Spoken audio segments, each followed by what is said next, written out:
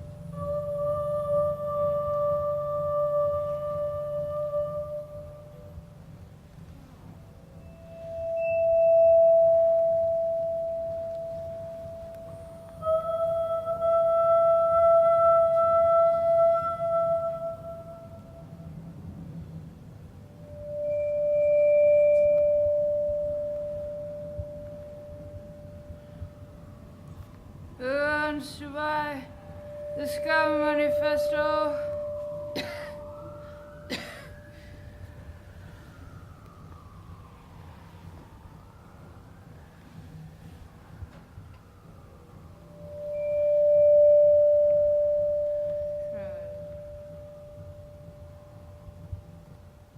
Oui, Chambre Noire, c'est inspiré d'un roman d'une écrivaine suédoise qui s'appelle Sara Stridsberg et qui a écrit une fantasy littéraire autour de la vie de Valérie Solanas, qui était une féministe assez radicale, américaine, qui est connue pour son manifeste Scum et pour avoir essayé de tuer Andy Warhol. Et du coup, le spectacle est autour de la vie de cette femme très complexe et ambiguë et fascinante. Et nous sommes deux sur le plateau, du coup c'est moi en tant qu'actrice marionnettiste et je suis en duo avec Anne-Marte Sörlien-Huln qui est percussionniste et du coup le spectacle se trouve quelque part entre spectacle de marionnettes, vidéo et concert. Il y a beaucoup de différents éléments qui se jouent ensemble et voilà. Alors, Valérie Solanas et ce roman-là, très particulièrement, alors vous parliez tout à l'heure du manifeste Scum à propos de Valérie Solanas, je pense qu'il va falloir en dire un tout petit peu plus, parce que qui était-elle cette Valérie Solanas? Une féministe extrême et prostituée, une auteure, une activiste, Oui, c'est une personnage très complexe et qui a plein de grandes diversités. Hein, elle était du coup féministe extrême, mais aussi prostituée. Elle a pris ses études à l'université en psychologie, mais elle a passé la moitié de sa vie à l'intérieur des institutions psychiatriques. Elle était à la fois très violente, très touchant, très drôle. Son manifeste est une sorte de cri comment dire, c'est comme une... Oui, comment l'appeler? Parce que il est très fort et très puissant et en même temps complètement absurde. Et c'est vraiment la combinaison de tout ça qui fait sa force et qui me touche dans cette histoire. C'est aussi vraiment l'être humain, Valérie Solanas, qui cherche une place dans la société, qui se bat pour sa place dans la société. Oui, et pour la liberté. Et pour la liberté de pouvoir être ce qu'elle est. Et bien sûr aussi au point de vue féministe, elle a été très importante, même si elle est tellement extrême qu'elle a passé un peu dans une autre place quelque part, mais dans cette extrémité, elle arrive aussi de nous montrer une autre réalité ou une autre vérité qui met un peu tout à l'envers. Et ça, des fois, ça peut nous amener à pouvoir voir des autres histoires ou des histoires alternatives. Et c'est ça aussi, cet personnage nous amène dans tout sa vie très... c'est un destin plutôt tragique. Hein? Alors, pour être précis, dans le texte que vous adaptez, donc La faculté des rêves, oui. Et dans le spectacle, nous sommes à la toute fin de la vie de Valérie Solanas. Et ça vraiment ses dernières heures. Et elle se souvient. Oui. Et aussi, ce spectacle, c'est quelque part comme une sorte de hallucination sauvage, un peu, autour du lit de mort de Valérie Solanas. Du coup, c'est des souvenirs de son enfance, de sa mère qui revient, mélangés avec, bien sûr, la présence de Andy Warhol, qui, quelque part, est devenu... qui a pris beaucoup de place dans sa vie, un moment tournant aussi dans sa vie,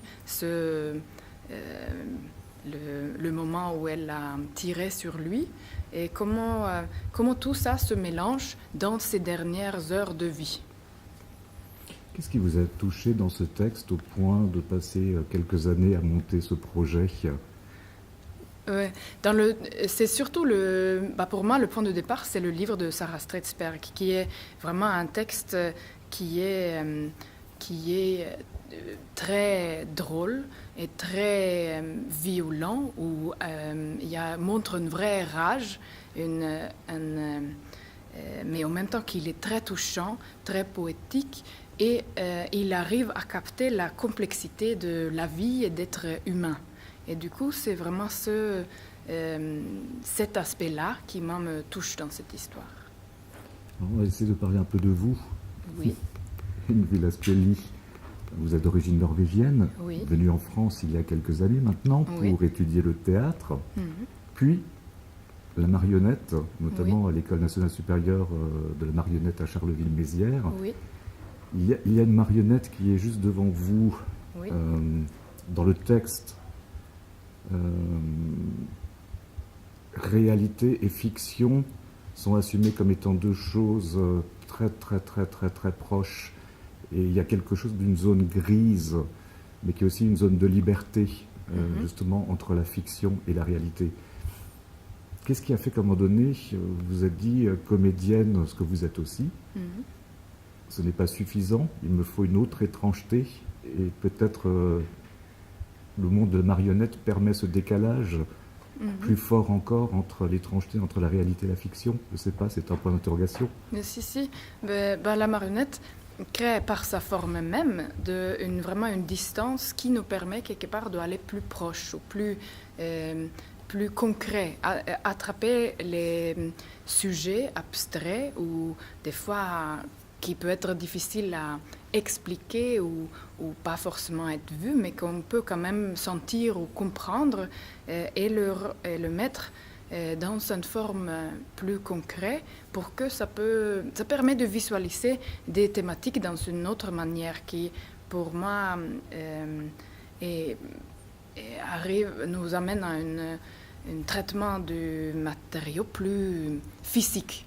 Et c'est aussi ce qu'on retrouve dans le texte de Sarah Stridsberg, même que c'est quelque chose, c'est une sensation physique, que c'est pas forcément une explication, c'est une sensation.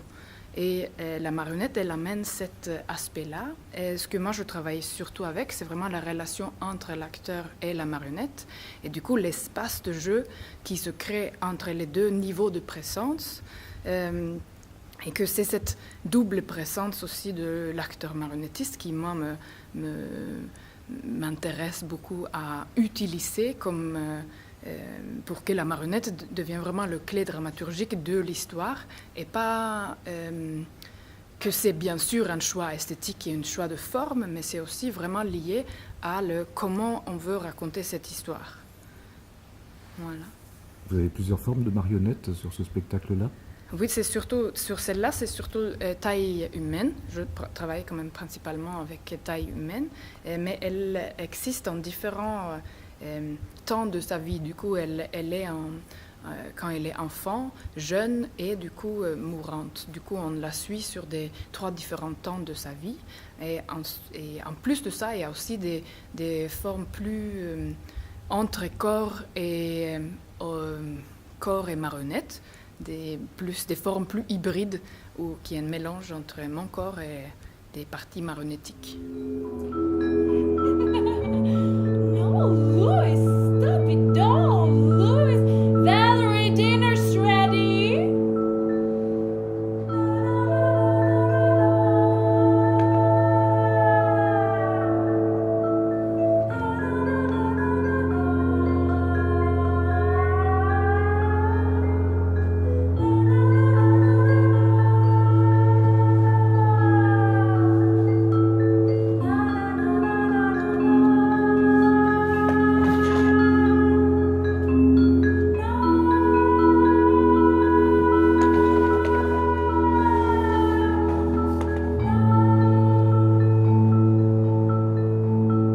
Welcome to my garden of horror and love.